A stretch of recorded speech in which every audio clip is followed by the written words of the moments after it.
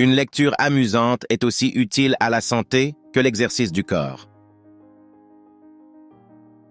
La vie est un jeu continuel de plaisir et de peine.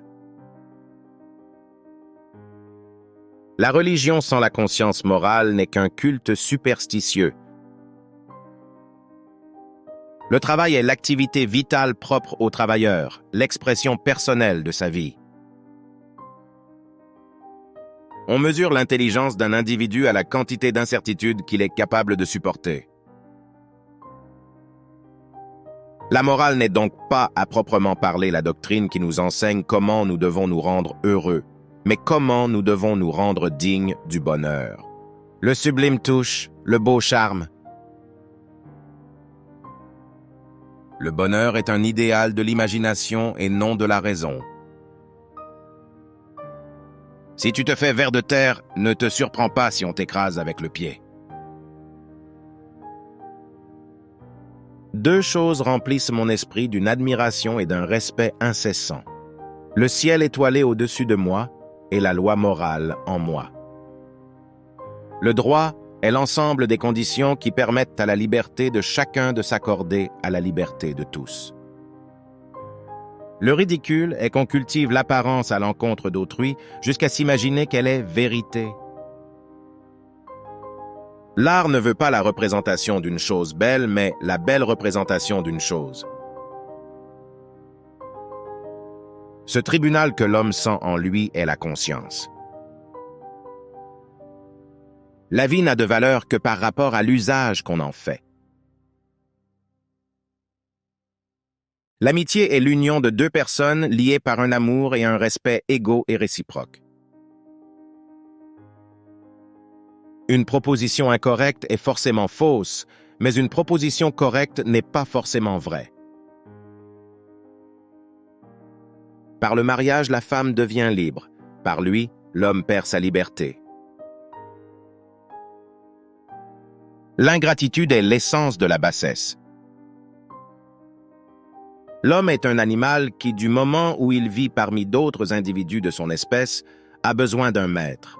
Or, ce maître, à son tour, est tout comme lui un animal qui a besoin d'un maître. L'autonomie de la volonté est le principe unique de toutes les lois morales et des devoirs qui y sont conformes. La raison pure est pratique par elle seule et donne à l'homme une loi universelle que nous nommons la loi morale. Celui qui est passionnément amoureux devient inévitablement aveugle au défaut de l'objet aimé, bien qu'en général, il recouvre la vue 8 jours après le mariage. La science ne peut prouver que Dieu n'existe pas, car il y a quelque chose qui lui échappe par nature.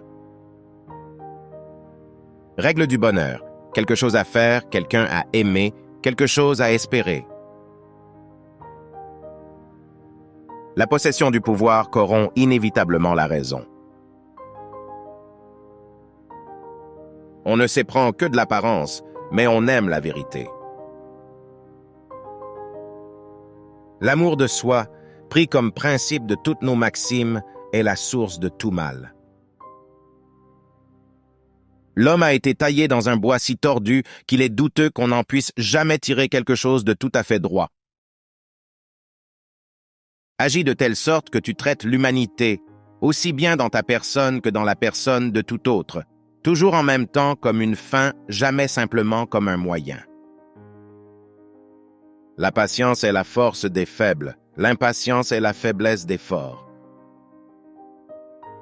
Si l'émotion est une ivresse, la passion est une maladie qui résiste à tous les moyens thérapeutiques. C'est un enchantement qui exclut l'amélioration morale. Chronologiquement, aucune connaissance ne précède en nous l'expérience et c'est avec elle que tout commence. Dans les ténèbres, l'imagination travaille plus activement qu'en pleine lumière. On ne peut démontrer l'existence de Dieu, mais on ne peut s'empêcher de procéder suivant le principe de cette idée et d'accepter les devoirs comme des commandements divins. Tu dois, donc tu peux. Une volonté libre et une volonté soumise à des lois morales sont une seule et même chose. Si vous avez toujours envie de sexe après 40 ans, cela signifie qu'il vous reste encore tant d'années à vivre. Le respect s'applique toujours uniquement aux personnes, jamais aux choses. Rien de grand n'a été accompli sans l'enthousiasme dans le monde. Toutes les actions relatives aux droits d'autrui, dont la maxime n'est pas susceptible de publicité, sont injustes. Imaginez-vous assis confortablement, en train de savourer un bon livre. Kant vous chuchote sa sagesse à l'oreille, partageant des leçons précieuses qui vous font réfléchir et remettent en question votre manière de vivre. Chaque leçon est comme une pilule de connaissances qui réveille votre esprit et vous invite à explorer de nouvelles perspectives. Imaginez un monde où une bonne lecture a le pouvoir de guérir votre esprit, tout comme l'activité physique renforce votre corps. Kant nous encourage à nourrir nos esprits de connaissances et à explorer les merveilles de la littérature. La vie, selon Kant, est une danse sans fin de plaisir et de douleur. Apprendre à accepter ces deux aspects de l'existence nous permet d'expérimenter un accomplissement plus profond et de trouver l'harmonie malgré les hauts et les bas. Une religion sans une conscience morale solide devient un simple culte superstitieux. Kant parle de l'adoption d'une spiritualité enracinée dans l'éthique et l'intégrité, où nos croyances se reflètent dans nos actions. Le travail, pour Kant, n'est pas seulement une forme de subsistance, mais l'expression vitale de notre identité. Par notre travail, nous révélons notre essence et laissons notre empreinte sur le monde. Qu'en pensez-vous? Avez-vous déjà envisagé que l'intelligence n'est pas mesurée par la quantité de certitudes que nous possédons, mais par notre capacité à supporter l'incertitude? Cela nous met au défi de développer un esprit flexible et résilient, capable de faire face aux défis avec courage. La morale, selon Kant, n'est pas simplement un ensemble de règles pour atteindre le bonheur, mais une façon d'agir dans la vie de tous les jours. Vivre avec intégrité et vertu, sachant que le véritable bonheur vient de la congruence entre nos actions et nos valeurs les plus profondes. Alors réfléchissez à toutes vos actions. Dans le sublime, nous trouvons l'excitation, et dans le beau, nous découvrons l'enchantement. Apprécier la grandeur et l'esthétique du monde qui nous entoure nous connecte à une dimension plus profonde de l'existence. Le bonheur n'est pas un objectif rationnel, mais un idéal nourri par notre imagination.